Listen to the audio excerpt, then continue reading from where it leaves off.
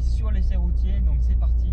Je vous ai mis une petite GoPro sur le pare-brise en espérant que ça ne trempe pas trop pour que vous ayez un visuel d'abord de moi-même, puisqu'on va commencer par parler tranquillement pendant que la voiture chauffe. Donc, pour petit rappel, on est sur la première génération de Toyota Yaris. Donc ici sur le modèle restylé.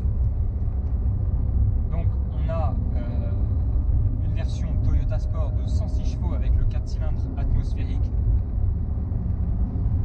Donc globalement ça donne quoi? Ça donne une petite GTI, pas trop puissante, donc évidemment facilement utilisable au quotidien. Voilà, donc une petite GTI, une petite citadine. Parce qu'il faut savoir une chose, c'est qu'il existe la version Swiss Edition, donc édition limitée pour la Suisse. Celle-ci a le même 4 cylindres avec 150 chevaux et un turbo. Donc c'est pas du tout la même philosophie, là c'est plutôt la philosophie de bombe.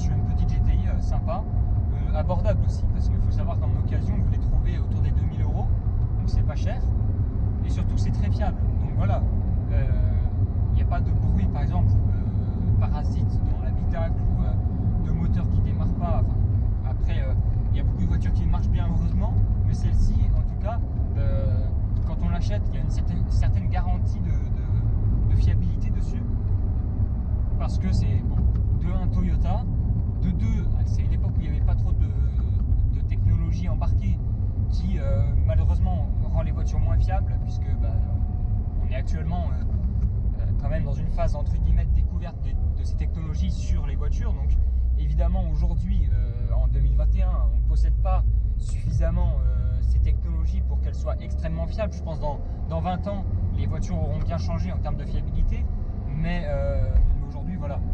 Heureusement, dans les années 2000, on n'avait pas tous les écrans, toute la technologie, etc. embarquée.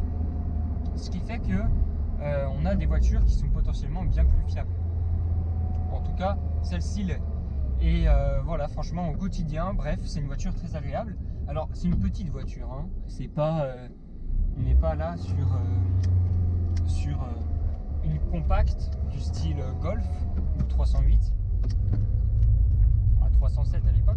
Parce que voilà, c'est vraiment une petite citadine. Alors en dessous il y a encore l'Aigo, il faut savoir que là on n'est pas sur la plus petite, mais bref, c'est vrai qu'au quotidien, bon, comme j'ai pu vous le dire peut-être dans la présentation extérieure intérieure, c'est vrai que c'est pas très grand. Moi je suis un peu grand, je fais 1m80, c'est vrai que je trouve un petit peu mes limites dans cette voiture, mais bon, disons que pour une petite GTI, c'est une petite GTI. Voilà, il n'y a rien à dire de plus là-dessus.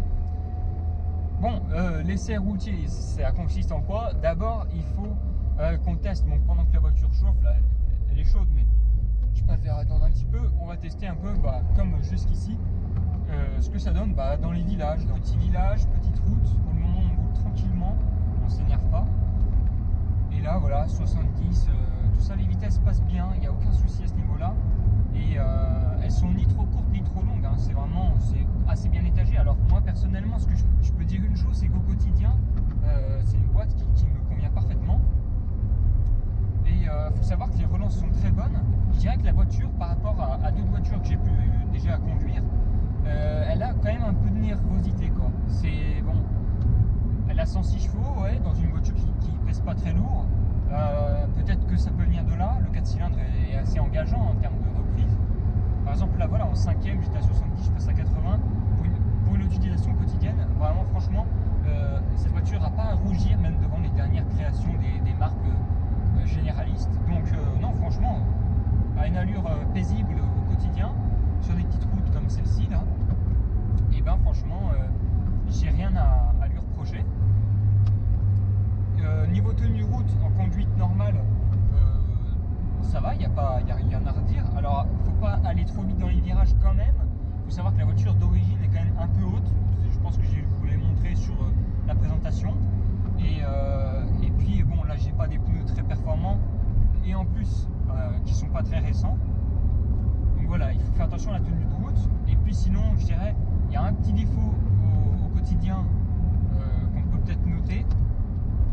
Ça va être peut-être quand on est à une vitesse stagnante, on va dire 110 par exemple.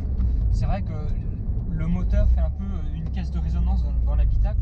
Ça c'est peut-être un peu dommage, mais bon, ça on peut rien y faire. C'est peut-être un des seuls défauts de la voiture. Mais ceci dit, voilà, je m'en plains pas trop, étant donné que je fais pas trop de voies rapides avec. Après, il faut dire une chose, cette voiture elle est faite pour la ville. C'est une petite GTI, ça ne veut pas dire que vous allez faire de l'autobahn avec. Donc d'un côté ça se comprend. Après voilà, sinon au quotidien, en termes de conduite, parce que je ne vais pas vous redire tout ce que j'ai dit dans la vidéo présentation, l'avantage c'est qu'on a un habitacle qui est assez bien pensé, puisqu'on a les compteurs qui sont placés suffisamment haut pour qu'on n'ait pas trop à quitter la route pour se renseigner sur sa vitesse ou ses tours minutes. On a le petit indicateur par exemple de la jauge carburant, etc., qui est aussi placé à cet endroit là, donc c'est pratique. On n'a pas besoin d'aller chercher derrière le volant. Et sinon l'instrumentation tombe bien sous la main. Alors bon, moi j'ai une position à circuler parce que j'ai une taille qui fait qu'il me faut de l'espace, et puis aussi que j'aime pas être collé au volant. Mais franchement tout me tombe sous la main. Alors évidemment là, ça c'est un petit peu dommage. C'est vrai que voilà, pour poser le coude c'est pas possible, ni là non plus. C'est vrai que quand on est grand, on se recule. Quand on est petit, je pense que là, oui, on peut mettre le coude. Mais bon, vous voyez bien qu'il faut que je m'avance. Et les sièges maintiennent assez bien. Ça va, c'est pas un énorme maintien, mais ils sont confortables. Je veux dire que là, quand on s'enfonce... il y a une petite Jeep Willys. Quand on s'assied dedans, on s'enfonce un peu, c'est confortable. Je vais vous présenter bientôt une voiture que j'ai déjà pu conduire une fois, qui est pourtant pas sportive, mais les sièges sont bien plus raides. Donc franchement, celle-ci, en termes de confort, on peut dire que ça va. Allez, je vous passe sur une autre fenêtre, hein, et vous allez voir plutôt la route maintenant.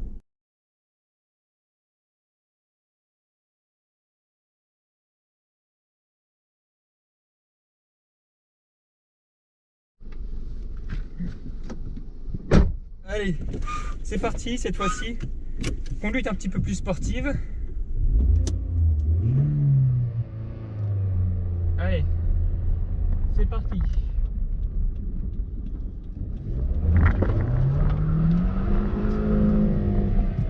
Carrément, on a fumé les pneus.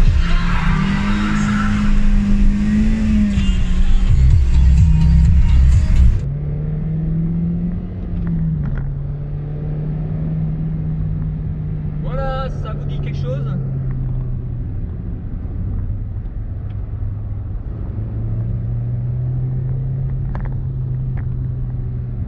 Bon, on roule prudemment quand même, hein. Voilà, on n'est pas à 150. On va consommer, évidemment, on va consommer, mais qu'est-ce que vous voulez, on peut pas avoir le beurre et l'argent du beurre, hein. Bon, sur les lignes droites, ça sert à rien de sprinter, hein. Parce que sinon, le permis il s'envole. On a un peu fumé les pneus, je vais pas te mentir, mais qu'est-ce que tu veux, le plaisir de conduire.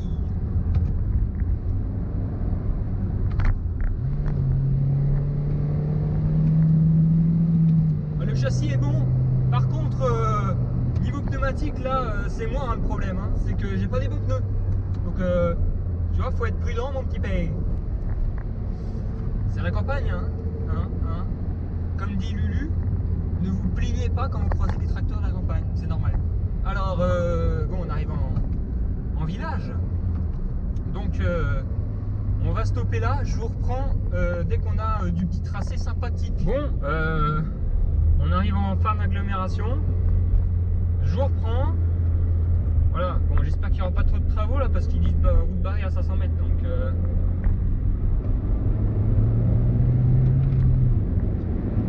par exemple, on est à 80. Voilà. Bon, j'ai des pneus très lisses, hein, vous avez pu le voir, ça fumon jusqu'en 3ème. Donc, wesh, ça maman, route barrée.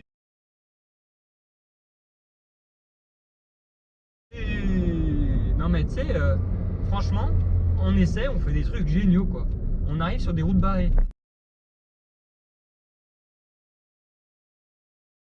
Ouais, je serais arrivé comme un barjot à 150. Je pense que là, on serait en train de faire le demi-tour, mais dans le trou là-bas, quoi. Donc, mais c'est bête qu'ils aient pas annoncé la déviation. Ils l'ont annoncé trop tard. Voilà. C'est beau. C'est beau, comme dit Touton. C'est beau.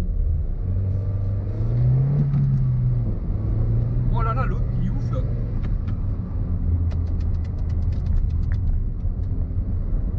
Ouais. Heureusement, je lui ai averti, lui, parce que... Alors, par contre, une fois que ce genre de panneau est passé... Faut être prudent, parce que, regardez, on croise des autos, carrément.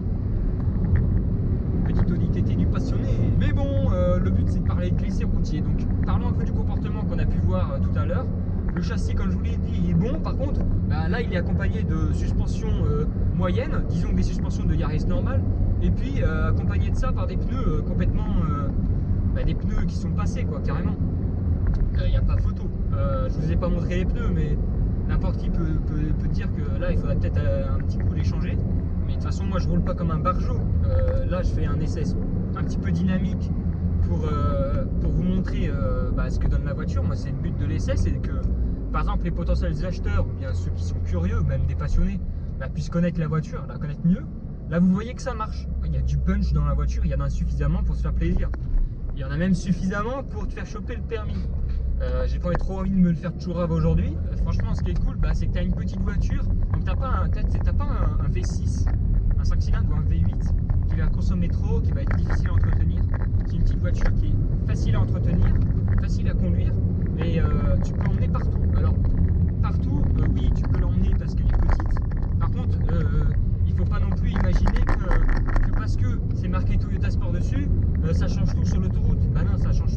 Au contraire, justement, j'ai envie de dire que ça va peut-être pas améliorer la chose, quoi. Mais là, on n'est pas sur autoroute, on est là dans son petit univers de prédilection. J'ai nommé les petites routes. Par exemple, sur des routes comme ça, c'est déjà limite en fait pour cette voiture. Parce que elle est déjà trop petite pour des routes comme ça en fait. Voilà, par contre, je vous le dis, la barre de carburant que vous pouvez peut-être voir, elle va disparaître. Par contre, ça m'arrive souvent sur cette route où la quatrième n'arrive pas à passer et souvent ça part sur la seconde. Mais ça, c'est peut-être pas très drôle par contre.